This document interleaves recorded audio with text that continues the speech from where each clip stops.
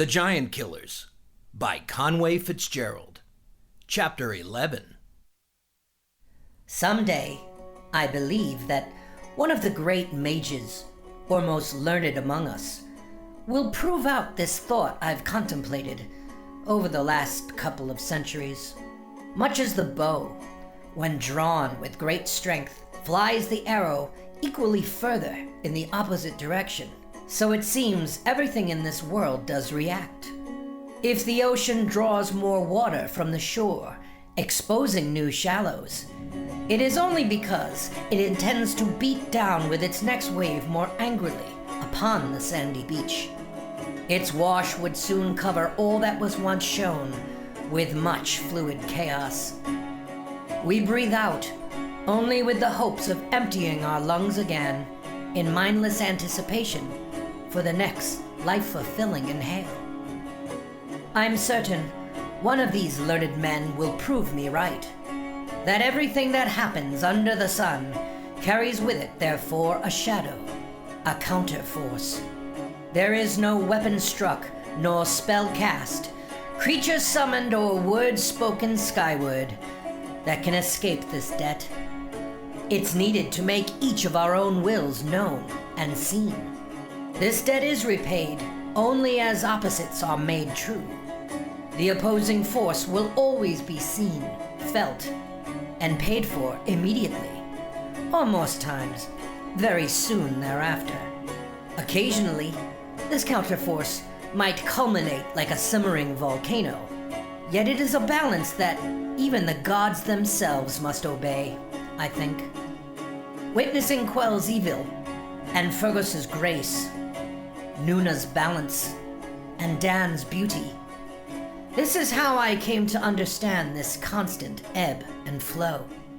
It is how I became the restorer, whether I wanted to or not. And so it was with the death of the great Galglados of Einderhall. As he hurled himself in shame upon the punishing rocks of Quel's blood-red temple, he bled powerfully and unwittingly into the sacrificial pit of Mosgal's thirsty demands. The pit, which normally glowed maroon, was now flush with amber. An interdimensional gate was now prepared to be opened. The demon had been awoken. Quel did not hesitate, shattered as he was, losing his most powerful fighting man so needlessly and unexpectedly.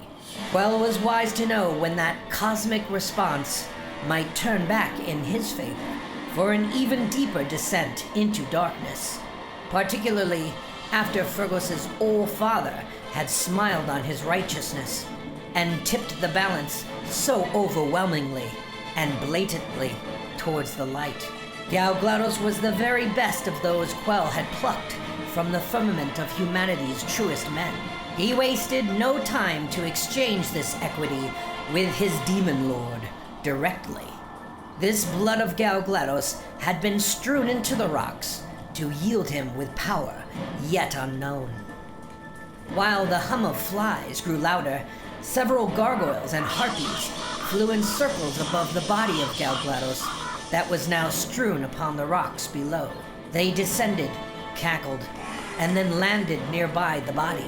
They prodded and licked at the bloody corpse of perhaps the world's finest fighter. Quel used his dark force to levitate and ascend the ziggurat quickly, and then down to the place where Galglados' corpse lay, below the dais.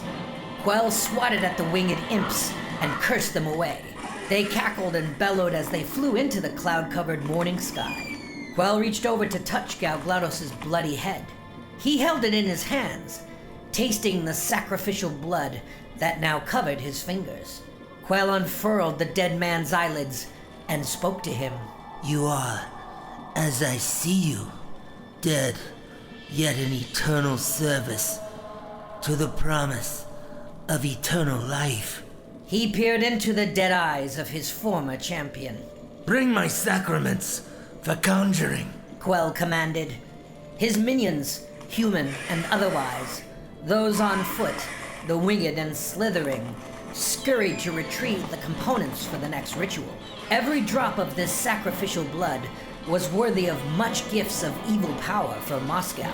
To the death demon, such blood drawn for sacrifice was worth more than any offering of coin made to Oral, the thieves' deity, the god so many of my guild wasted their thoughts upon. Once the ritual elements were put in place, Quel began to pray.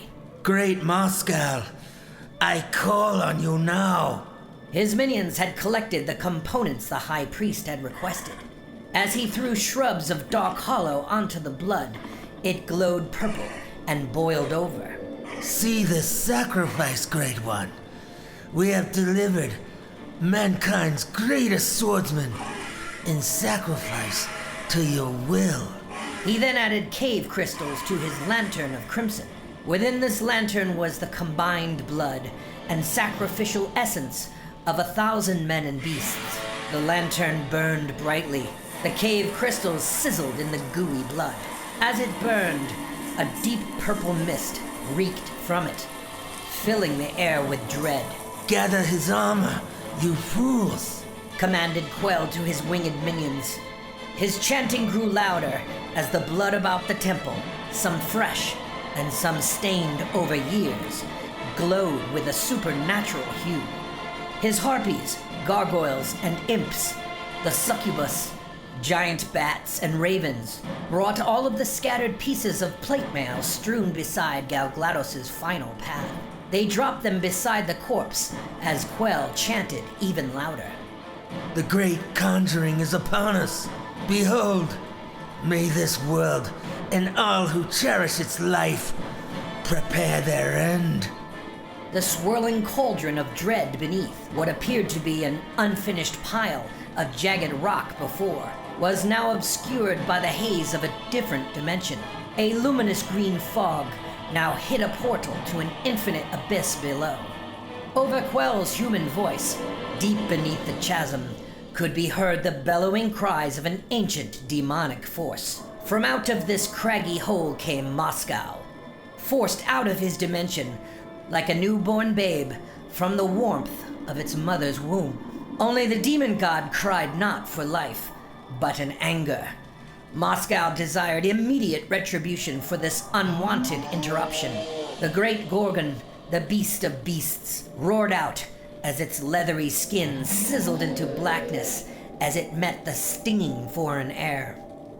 Who dares summon me here? The low whisper of its telepathic voice defied the rage and palpable danger it represented. It is I, Master, your High Priest, Quel Tavor. I have built this place of conjuring and brought you to this world so your glory may be the death of all mankind.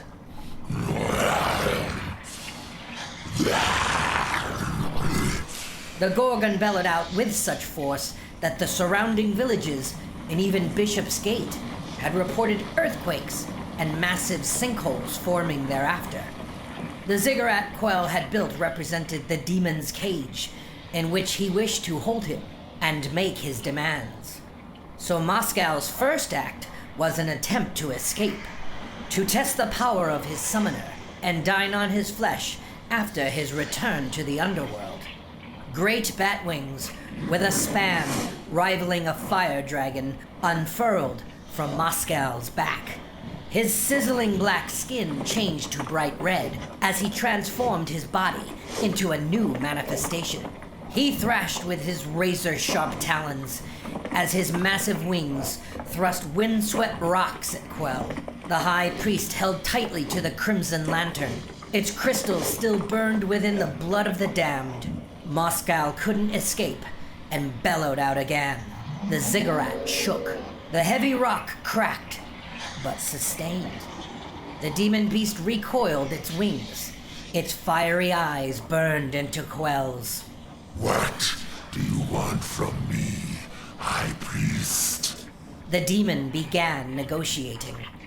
Bring back these slain below, that I might reinforce my army with the undead. I will crush the three kingdoms and the Tondalans. Their kind shall forever be forgotten from existence. Mosgal huffed and sneered. What else? Mosgal couldn't believe any human would risk so much and go through so much trouble for such a minor tasking. Bring your champion back through the fires of Kalath to a state of pure horror. Once again, Mosgal huffed and hissed, pushed and pulled, testing Quel's limits. Yet still, this was not enough. What else do you ask? The demon demanded his true intention. Quel found his nerve to ask. The scorn scepter, dreaded one, bestow it unto me, that I may smite all those that oppose us in your glory. As he spoke, Mosgal roared out in disapproval. He was enraged by the request. Once more, he tried to break Quel's temple hold. This time, his rage burst out with supernatural force. Sparks flew as the rock itself began to disintegrate from within. Quel lost his footing, but held tightly to the crimson lantern. The rock could not be disintegrated, and the ziggurat held. Fire exhaled from Mosgal's mouth before he rested himself again. I do not desire glory. You are unworthy of the Scorn Scepter, as is this world. It shall remain in my world, mortal, where it belongs. Then we shall remain here. Said Quel with remarkable fortitude. I shall hold you here until it is mine. That is my ask. There will be much death and even greater destruction. You shall be the cause of great suffering in this world, mighty one. Though Mosgal respected this approach more than the typical quivering neophyte he expected, he once again tested the High Priest's strength and resolve. Quel turned to his minions. More cave crystal, no! He commanded. As practiced, his followers knew their roles and placed more crystals into the large blood pits at each of the four corners on top of the structure. The sky filled with crimson light. Mosgal gathered the last of his strength and attempted again to break Quel's will. His wings fluttered wildly. He tossed fire and gnashed his many teeth at Quel. The high tower above Bishopsgate Castle fell moments later. That is how the regent Max Dern and his family were killed, incidentally. These are the kind of facts someone with my lifespan can advantage knowledge and truth of. The tower was toppled by a major earthquake that shook the known world for miles. We all felt the ground shake in Melandon, but the ziggurat held. Quel had designed it masterfully.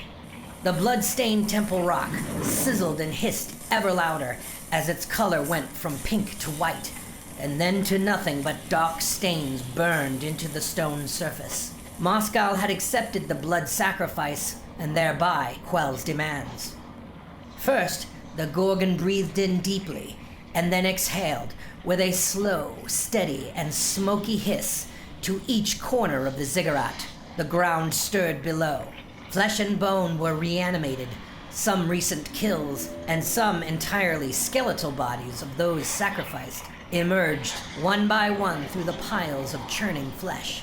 They all wrestled and clawed to get back on their feet and walk the world again.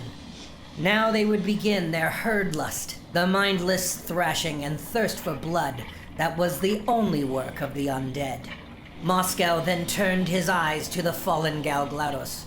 His eyes glowed in fire. The demon breathed in deeply and drew the soul of the fallen man from his body and into the Gorgon's mouth. He then breathed it out violently as fire. A ball of red fire formed in the place of his death. Now, instead of flesh and bone, remained only Galglados' essence, existing as fire and fury. His armor pieces, gathered by Quel's minions, formed around him. The armored spirit stood up and grasped his great sword aloft with his flaming, ethereal hands. Mosgal then turned to Quel and thrashed again. The ground and sky shook with echoes of thunder. You shall have the Scorn Scepter. but for a brief time, human mortal. Know this, Quel Tavor. I will dine on your blood soon enough. The demon hissed. I so relish the day, Master. Quel replied. Once again, the sky lit up like a purple sunrise. Fiery sparks burst from the skin off the demon Mosgal, like sweat as he thrashed and wailed. The cave crystals exploded, sending shards of the ziggurat in all directions. Quel gripped the crimson lantern tightly. It then exploded in a ball of fire. He was thrown to the ground in shock, and without his right hand. It had been blown off and incinerated. The Gorgon was now free, but was still bound by its pact with Quel. It reached up, high into the sky, and bellowed as the portal below it reopened. Mosgal was then sucked down within. Several of the undead and Quel's own clergy were drawn into the underworld with Mosgal. But Quel held on, dug in, and grasped desperately on the rocks that would stay, with his one remaining hand. A great light flashed across the sky, then left instantly, leaving nothing but moon's light. Just up the rock face, Quel observed a long, black metal object fall from the sky. It shook the rock pit below as it made impact. It was the mighty Scorn Scepter. The Scorn Scepter was an immensely powerful evil rod, forged in the underworld in the fires of Kaloth, that river of molten lava that separates the living from the dead. The Scorn Scepter was Mosgal's prized possession. It was key to his ascent to power, having stolen it from his former master, the great Gorgon Karzuska.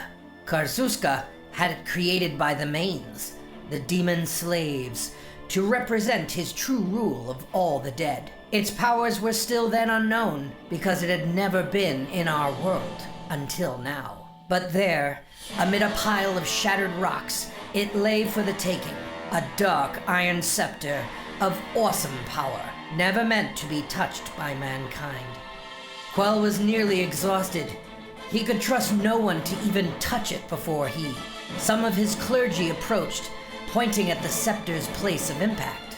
Stay back, you fools, or pay the ultimate price. Quel bellowed in agony. He was so tired he could barely bring himself to stand, let alone draw even more from his well of evil powers. He grasped at his missing hand. The bloody stump that was his right arm now writhed him with intense pain. To his right side, the creature that was Galglados stood.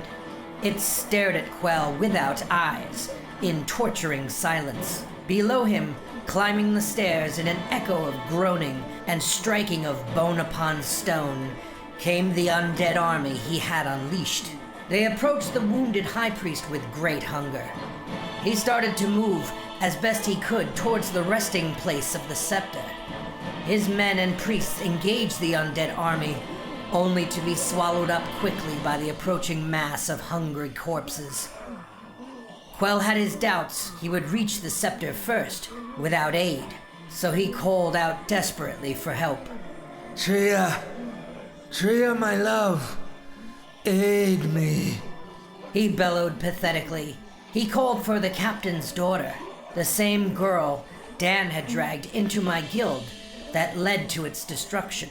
She was the very same crying girl that begged for Dan's life and mercy before Quel's father, Quel Tavor. She had now grown into a woman of incredible beauty and voluptuousness. She appeared behind Quel suddenly. What is it you desire now, my high priest? She asked seductively. Quel pointed his trembling left hand towards the pile of rocks where the Scorn Scepter lay. Lift me there. Take us. Fly us that way. Hurry. He breathed out in agony. Tria approached as commanded. She was completely naked, and a smile came to her face, which revealed her large fangs. From out of her back extended powerful bat-like wings, not unlike the Gorgon Mosgal himself. She locked her powerful legs firmly about Quel's torso. She then grabbed his shoulders with her clawed fingers, and then flapped her wings with great effort, until she was carrying them both into the air. She flew slowly and laboriously towards the rocky pit as the hungry undead closed in. Tria was no longer the innocent debutante that Dan still had dreams of finding again, perhaps even to be betrothed with. She had been transformed by Quel years ago into a winged succubus. Quel wanted her to love him in his human form, but his love was unrequited. He married her, and she only agreed reluctantly after being coerced with threats to her family. But even after marriage, Tria was a woman of remarkable beauty and boisterous demands, and could never stand being subservient to Quel. She fled him repeatedly in her unhappiness, so he forced her to stay and obey him, using his dark powers to transform his bride into a permanent state of demonic servitude. The horde of undead fast approached Quel and his living followers that had remained behind. These lifeless corpses moved as if possessed by human anger. By the will and power of the Gorgon, they were reanimated, but they were not yet under Quel's control. One after the other slithered from out of the pit of death, pulling their way tirelessly up the massive ziggurat staircase. Tria's wings fluttered furiously, struggling to bear Quel's weight. But with great effort, she thrust him with her mighty hips down onto the place he had pointed to with his unwounded hand. She dropped him, and he landed face first into the rock pile. He cried out and cursed his minion bride. His agony was unbearable. But there beside him lay the prize he coveted, the Scorn Scepter. He crawled over to the great metal rod, using the last bit of his remaining strength to get within the range of his grasp. Quel collapsed before the scepter and could feel its power. As the undead horde closed in, Tria flew away. Quel reached out with his remaining left hand. Grasping the scepter brought him an immediate sense of power. He felt total resolve from his own pain, and was suddenly learned with unlimited knowledge of how to administer it to others. Refilled were his empty coffers of evil power. He stood up with the scepter under the darkened morning sky as the last of the undead reached him. He raised aloft the black rod and commanded all of the undead to stop. Instantly, the undead ceased their relentless attack and were now telepathically bound to Quel's command. The acquisition of the Scorn Scepter was a hard-fought victory that gained Quel great power for himself. But again, as I surmised, an equal reaction to his own reaction soon followed. His coalition became fractured. After witnessing the flight of Galglados and the subsequent conjuring of the Demogorgon, who then brought to life an army of the undead, many of Quel's humanoid army, and even some terrified clergy, had seen enough and defected. As the scepter's head jewel glowed green, its power became clearer to its bearer. All of these undead were now under Quel's complete command. The armored fire demon that once was Galglados spoke not, but it too was now totally responsive to his will. Quel ordered the fire spirit to have them all, his living and undead armies, organized and readied for attack. After the tremors and aftershocks had stopped, I had Theb stand by with our archer platoon in the woods to the east of town. I needed to find out from Fergus what he knew about these earthquakes, the ghastly echoes, and the strange, viridescent sky glow to the west. This was far from a normal sunrise, and if anyone could augur what had just happened, it was the Great Seer. I was surprised and quite concerned at how easy it was for me to pass invisibly to his quarters and gain entry into his makeshift temple. After all, he had just survived a massive assassination attempt, but his guards paid me no mind as I entered the house, made my way up the staircase, and slipped through his door. It was only then, when I saw him, his back to me, and with his face buried in a large map on his table, that I was discovered. An exceptionally large eagle that was perched on a post next to the wall wailed out as I entered the room. It was then I noticed Khan and Theos were each on either side of Fergus. Reveal yourself! Theos spoke forcefully as he reached for his longsword. Khan simply negated my invisibility spell and readied himself. Fergus appealed to them. Fear not, my friends. She is with us. She and her elvish comrades fought away the assassins that came for me last night. She saved my life. The two wizards, who had just returned from their mission to the great Eastern Empire, were taking no chances. Shattered glass in windows and blood-stained wooden floors still told the tale of the violent attack that had come here the night previous. Fergus was the last living connection with the Order's line of succession. So many had died over the last year. Keelan Thiel, Silas, now Galglados.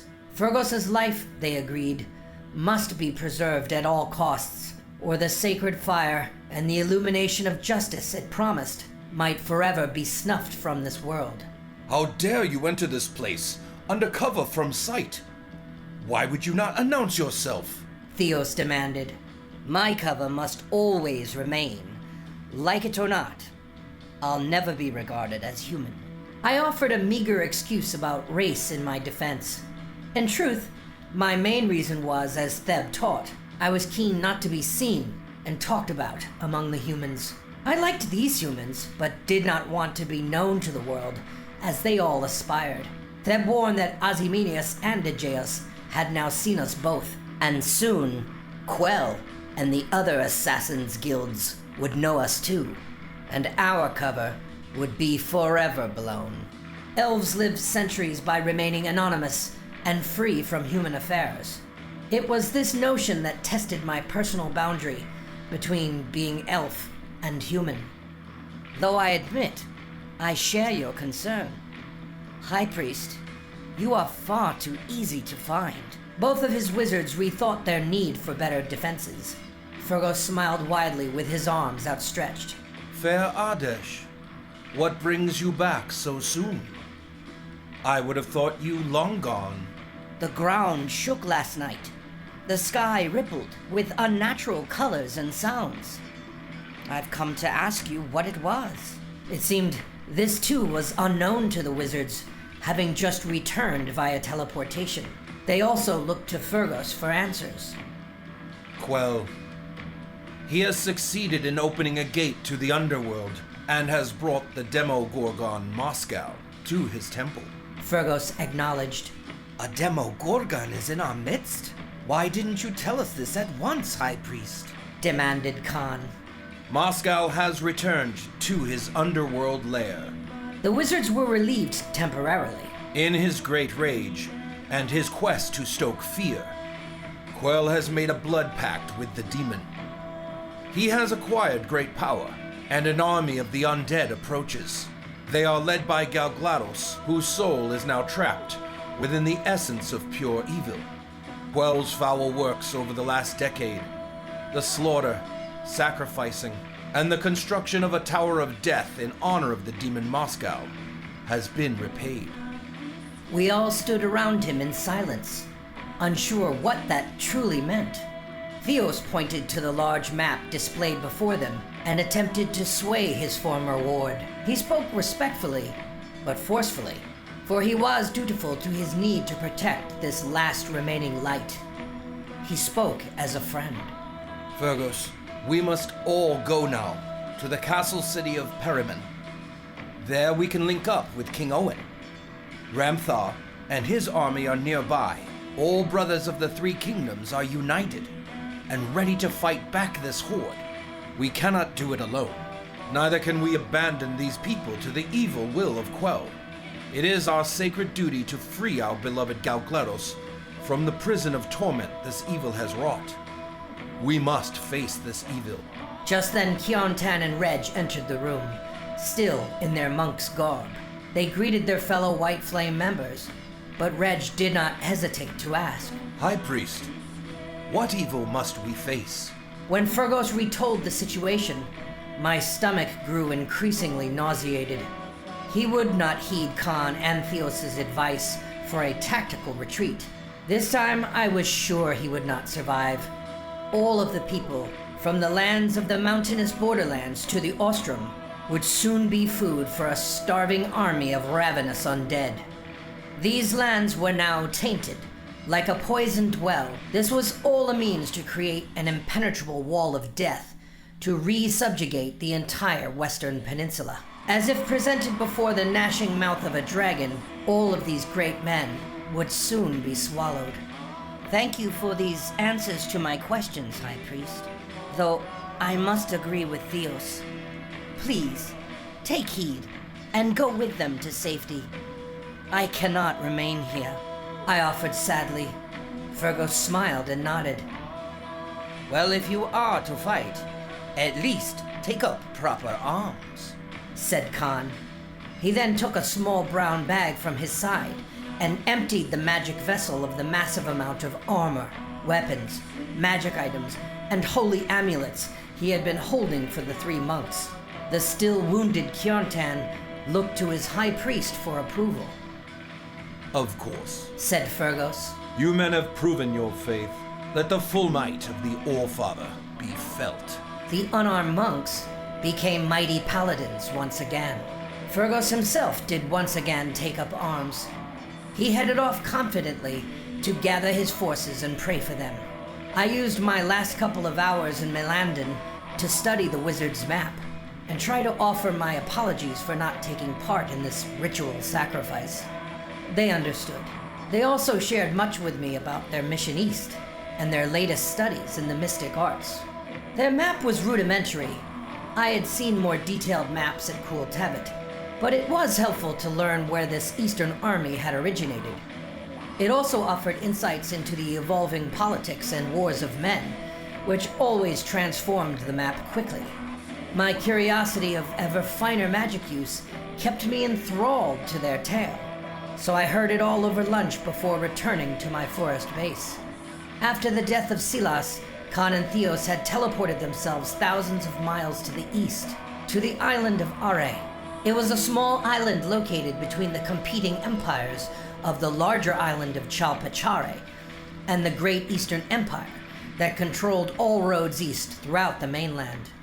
Are was the place of Khan's birth and home to his first school of wizardry under the Archmage Ming. There, the two were welcomed and immersed in the ancient teachings of the Library of Armish. Nowhere else in the known world was so much ancient knowledge stored. It even rivaled Quel Tavor's ancient trove of history, alchemy, and magic spellcraft. Khan and Theos studied briskly and learned much from Ming. It was quite unusual for him to allow those from outside of his tutelage, but he knew and respected Silas greatly. In his compassion for the loss of their high mage, he taught them both many new things, and granted them many new scrolls and potions to use. Before I returned to my elvish squad, I used this opportunity to bother the wizards with a few questions that I had been contemplating. Khan, Theos, may I ask you something? I'm curious for your opinion. They were surprised by my request, but agreeable. How does what we learn and powers we employ differ from those the gods grant to mortals? We have all seen what Fergus and Nuna can accomplish with the aid of their gods.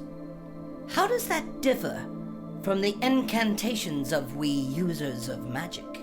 Khan smiled, impressed by the depth of the question I posed. I hadn't yet proffered my theory on the nature of opposites yet, but having witnessed so much godly power in recent days, I was curious how our store of power truly differed in terms of its source. We witness much in the ways of differing religion back east. Different people with different gods, rituals, and beliefs. Yet the arcane arts are universal. They are true to whichever world you may go, and among whichever people you encounter. Theos said matter-of-factly. Khan expounded. When we left Are and approached the kingdom of Dresh, we saw many new beasts, beautiful creatures of many sorts that we had never seen before. One was a giant rhinoceros, a massive mammal with a powerful single horn. Atop its shoulders were many birds. The birds were safe on its back and enjoyed borrowing the power of this mighty beast bestowed unto them. Much like the gods, they are sentient beings with wills of their own. It is on their shoulders the priests rest. Whether or not they can receive the blessings is up to the god or creature they worship. I believe our arcane powers are without sentient attachment. We harness that which has no will. It simply exists. Just listening to these two speak made me feel smarter. Nona tells me my father professed I would grow to be a great leader among the Druidic way, a promised one for the generations to come. But I have no connection to them or their gods. I do not want any connection, but I can't deny the power she wielded. We all witnessed it. Why is it, do you think, that we feel drawn to the will-less power? I've always felt drawn to the magic arts, and we are agreed. Unlike the Great Seer, we are keen to see the senseless sacrifice that Fergus now embraces. Does his god truly demand it? Theos felt compelled to answer that one. Silas taught that there was an interconnection of all of the arts required to preserve justice in this world. That is the mission of the Order of the Sacred Fire. Arcane arts alone would never suffice. We cannot touch the spirits of others. We can only quest for powers from within. Observe how Fergus enlightened the hearts of these shattered people. Or consider how much command is required to lead an army like the one which now approaches under the command of Ramthar. Ramthar was a warrior master who had been east for nearly a decade. As the feudal crossroads, those lands ruled by independent overlords, continued to expand in all directions, the great trade routes and centuries-old treaties suffered. The mighty nations that coalesced and drove back the giant horde 3 centuries earlier were denied their promised access to the riches of the West. A coalition of raiders formed. A massive guild of pirates and brigands became a nation with new rules of their own. They choked the foreign trade routes, and because they had no legal covenant with their own people, the commoners were forced to pay whatever absurd tax was demanded to the raiders, or die. Ramthar's homeland of Promethea was embroiled in civil war. The old families tried to restore order over the upstart younger clans, who had risen up and joined forces with the raiders. When the eastern reach of the 3 kingdoms was lost to the expanding feudal crossroads, Ramthar was sent with his green flame to sack the raiders' coalition and restore peace and trade with the kingdom of Promethea and the great eastern empire beyond. He was not an army, but a man. But the sheer prowess of his martial skills drew ever more followers to him. With each keep they encountered within the feudal lands, another overlord was undone, either killed or shamed in ignominious defeat at the hands of this great fighter. When we reached the massive city of Promethea, it was under siege.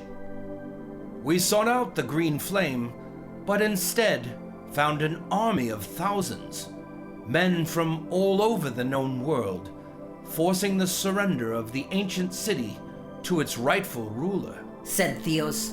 Once again it seemed I was correct in my theory of opposites, as this seemed to occur right as Quel and his minions swelled in power and prestige 2,000 miles away, by all different ways and means. But the result was nearly the same. When we reached him and informed him that the giant horde had been unleashed on the entire western peninsula and destroyed Castle Voss, he did not hesitate. He brought his massive army of followers with him. Over these many months, they have marched westward, reinforcing the 3 kingdoms, strengthening the ties of the King brothers. Now they approach from land and sea in thousands to restore order to these lands, Khan said proudly. So how can you allow the Great Seer to remain here? Perhaps this is where that different perspective matters, I offered. They knew I was right. Their eyes sank to the floor, but Fergus outranked them. He was the last of those ordained with the power of command over the sacred fire. Unlike me, they were committed to go down with this ship. Well, I thank you. That is certainly refreshing news. However, not nearly timely enough, it seems. I must return my borrowed archers to the Forest Ostrom, where the Druid Queen awaits. If she agrees, perhaps we shall meet again, I offered sadly. The two mages embraced me for the first time. I could see I had finally earned their trust, but I could not risk getting stuck in Melandon when Quel and the army of the dead arrived. As I left the room and recast my invisibility, the watchful eagle squawked at me, as if to demand that I stay. I started to feel increasingly nauseated by the idea that these men would all soon be wiped out, just as Theb prognosticated. I couldn't even say goodbye to Fergus, Keontan, or Reg. Part of me, my most selfish side, factored perhaps this was the way Dan would be freed of his allegiance to this organization, and free once again to share peace and wealth with me somewhere very far from here. When I reached the camp, it was already after nightfall. Theb was furious. His scouts had detected the first wave of wandering zombies making their way around the outskirts of our position. These creatures had no need for rest. This was their last foray in the world of the living, and they would feast on flesh until they were burned or smashed from existence. Our archers were poorly equipped to fight such creatures. In their eyes, I could see true fear, that perhaps they had seen the last of their seemingly endless days. You did this purposefully, Theb scolded. I needed to know what was going on. I found out. We can certainly escape in the morning. The thought of remaining here among the dead in the thick black night scared the elves into prayer, mourning the loss of their long lives. Nuna had heard their prayers and used her druidic powers to pass between trees. That was her own form of teleportation. I must admit, I was relieved to see her, as were her followers. They approached in joyous song, but she silenced everyone. Sit. She motioned for us all to lower ourselves to the ground, which we did in unison. Then she evoked a druidic incantation that transformed all of us into a large wooden shrub patch. I was transformed instantly and completely, so that my only power of perception was that I was floating in fluid, weightless, and without need of anything, much like a babe in the womb. I could feel as one of these undead after the other passed us by, paying us no mind as our flesh had become vegetation. That night, as the undead hissed and dragged their way around the village of Melandon, I could only hope that there existed one more power opposite for the Great Seer to call upon for his own salvation.